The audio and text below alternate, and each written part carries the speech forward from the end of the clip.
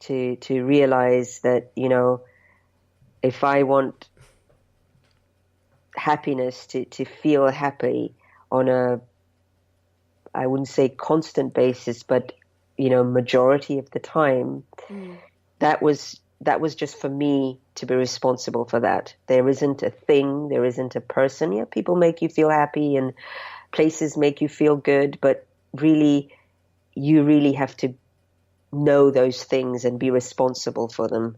Yes. Regardless of what else is happening for other people, or whether you have a job or you don't have a job. You just have to be responsible for your happiness.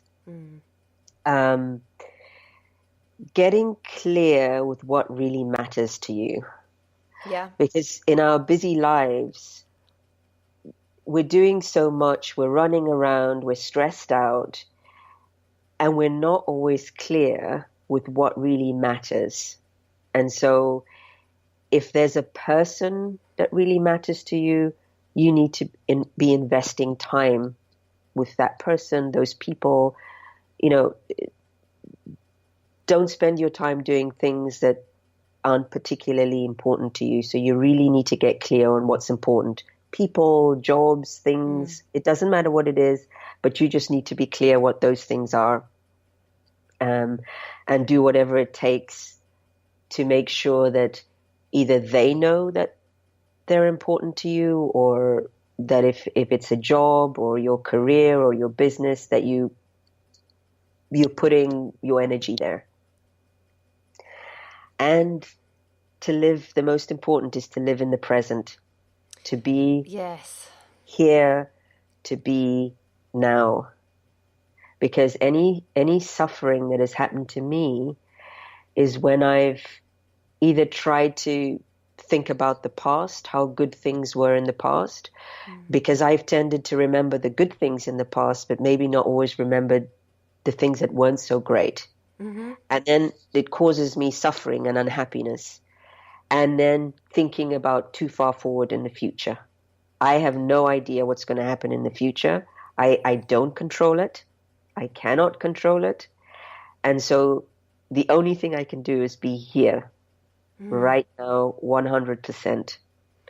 And I think, that's such a simple concept, but it's so difficult to do. It really does. I think if you're somebody like you who has learned how to breathe and to relax and to meditate and just to become aware of your mind and your body and the sensations running through, whether those sensations are physical or whether they're coming from an emotional point of view. But to live in the present is so hard because we're all thinking, I've got to do this next and I've got to do that. And if I don't do this, then that's not going to happen. Or, we can be pining for the good times of the past. And it's so difficult to live in the present, but it's so good for our brains when we manage to achieve that. Yes. And you really hit the nail on the head there. Because if you're breathing, you're present. Yes. Yeah. I know it sounds silly, but if you're holding your breath, you're not really present. You just have to be engaged with whatever it is. If I'm talking to you now and to whoever happens to be listening, that's what I'm doing. I'm not looking at my phone. I'm not doing anything. So whatever it is that you're doing, be with it. That's all it means. It just means that you're being present with that. And I love the fact, your other 2 points as well. I do wholly believe that happiness is down to us. In fact, one of my neighbours has just recently lost her husband, who they've been married for 60 years, and bless her, it's her birthday today. But she was talking about, obviously, the grieving process, but the fact that she really owns her not happiness at the moment, because obviously she's grieving her husband, but she's owning her emotions and realizing that she can manage by herself. She's feeling really grateful for the support that she's been shown so far, but she really owned what's going to happen to her and how she's going to manage.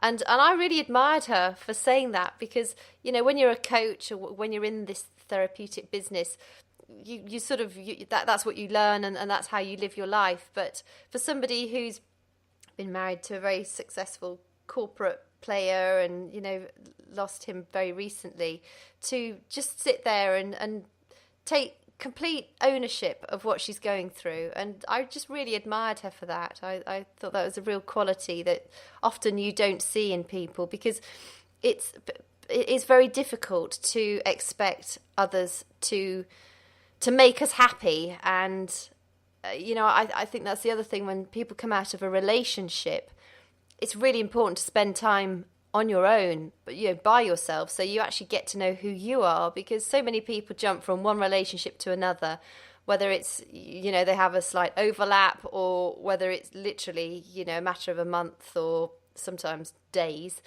and you don't get chance to get to know who you are. And, you know, you don't get chance to feel what it's like when you might be bored, or you really have to pick up your own pieces and get on with life. But I think that's so beneficial for all of us to spend some time alone. Yes, because that's when you're really able to engage with yourself and not get. We avoid so much. We avoid our feelings because we're conditioned. We're taught that, you know, we're not necessarily honest with ourselves. We avoid our own truths, and the way we do that is to go and into another relationship or get involved in someone else's business, or just to avoid feeling grief, feeling the things that we think aren't really, you know, that we can't deal with it. We think we can't deal with things when actually we can. We can, yeah. We can all deal with it. So, Sheila, we're about up on our time. So could you just remind us how we can connect with you, please?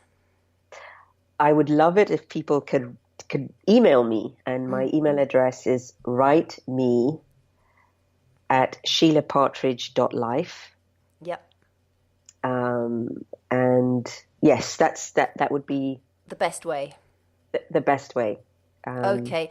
And what I'll do is I'll make sure that the links to you are up in the show notes, so that people can find those either on my Flourish Therapy page or on the Coach on Fire Facebook page.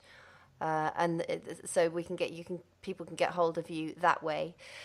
So, Sheila, I appreciate you coming on the show today and to educating us about healing and meditation and breathing and relaxation and how to lead a holistic lifestyle. Thank you for having me on the program. It's been a pleasure. Do you know, I feel so relaxed after talking to you as well. That's great. I do. You've really given me some lovely, relaxing energy through the ether. And to all our listeners, thank you so much for being here. This was episode 21 of the Flourish and Thrive radio show with me, Kate Hartley of flourishtherapy.co.uk. Sheila Partridge was my inspiring guest, and you can find more about Sheila at sheilapartridge.life. And until next time, goodbye from us both. And again, thank you so much for listening. Bye. I can do anything. I can reach any goal today. I can do what I want. I can be what I want to be.